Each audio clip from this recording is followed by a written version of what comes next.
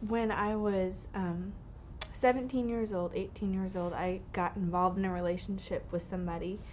Um, and it was about 2.5 years long. And we were planning on getting married. Lots of things happened in that relationship. I found all my worth in that relationship. During that time, my parents had moved away. I left for college, but I still was finding everything I needed, in this person. I thought that we were going to get married. And then, the rug gets pulled out from underneath you, and, we broke up, and he calls me later and says, yeah, I never planned on marrying you. I just didn't know what else to tell you. So then began a journey of, okay, well, I've spent years, 2 years with him thinking, we're going to be together, we're going to be married. My family doesn't live here.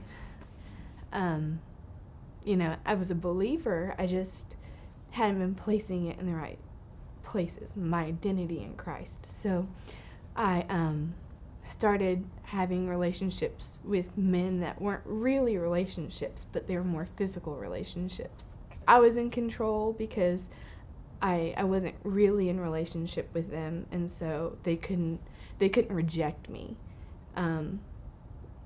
But I could still feel like they wanted me, like I was worth something. So I spent, years in a cycle of knowing, that getting involved in relationships like that wasn't right, and, fighting it. It caused me to go into some severe depression for a while.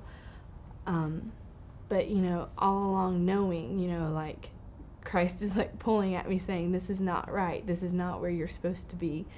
About 3 or 4 years ago, I started going through the book of Romans, and it starts talking about in there how once you're adopted and once you're accepted, you're never rejected. And so once you start owning that and really seeing what it is to be accepted, and owning that for yourself, and knowing that it doesn't come from a relationship with somebody or you trying to be in control, that things started coming together and the pieces started to, become resolved, and you start having some resolution to those things of the past and letting go of those hurts from before, having some forgiveness towards the bitterness. I had these people that I would, go and hang out with, and, these friends, that I had, but no one knew about it. It was all very secretive. And so part of me coming out of it and moving out of that was telling someone about it and finding accountability in other Christians that have either, because once you tell someone about it, you find out you're not the only one, like I had friends that said, oh yeah, I've dealt with that before. So, when I would start feeling, whatever loneliness that I was trying to fill, or, feeling like I wasn't wanted by anyone, I would go seeking whatever it was somewhere else. I would call one of these people and go sit and talk with them instead, or they would pray with me.